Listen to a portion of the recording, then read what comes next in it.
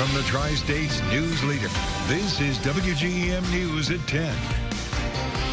For many of us, Quincy is defined by its history, historic buildings downtown and the grand homes on Main Street from the early 20th century.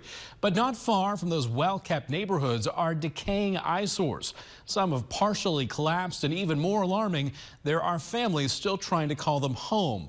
I found some landlords aren't maintaining their properties, and before you know it, the building is being condemned by the city. That happened to one family I talked to, and they found themselves homeless overnight. We have no place to go. When we first talked to Andrea Minetti back in October, she lived here. She and her 6 children felt lucky to have a roof over their heads. She knew things weren't perfect in the house, but things just kept getting worse. It's holding up by car jacks. You can see here what she's talking about. She says the main beam actually split when they tried to raise the house. And the problems didn't stop there.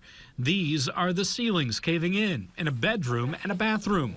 The windows didn't lock, and this is an exterior door. There's supposed to be a deadbolt lock right there. She knew the home wasn't in any condition to raise a family, but she was in a tight spot. Andrea tells me she complained to her landlord numerous times. I literally had snow and rain coming in, making mold. But those pleas for help went unanswered. He always had an excuse. And these conditions only got worse and worse over the 5 years she lived here. One time we had maggots falling through the ceiling from the upstairs people. And he's like, well, how you know that's coming from them? Well, I don't live that way. Finally, she stopped paying rent. And then nearly a year later, this happened. Her home was condemned by the city. Living in a hotel with 6 kids, it's irritating. And that was the start of a long nightmare for her family.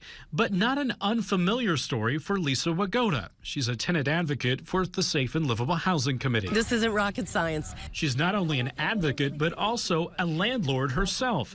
She says Quincy has been negligent as a city, and she sees the same story over and over again. The consequence of our city not having a program is that she has been living with her children in a house with no ground floor windows that lock. She would like to see some form of a basic inspection for rental properties, but there aren't any rules on the books to keep this from happening.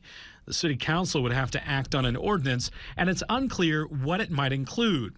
And while she sees Minetti's situation is one of the worst she's seen, she says for any family to live in these conditions is just unthinkable and should have never happened. The tenant is not responsible for the foundation of the house and making sure it's safe. They're not responsible to make sure that the outlets are not going to catch fire. The lack of affordable housing is a big reason tenants fall into situations like these, according to Elaine Davis at Two Rivers Regional Council.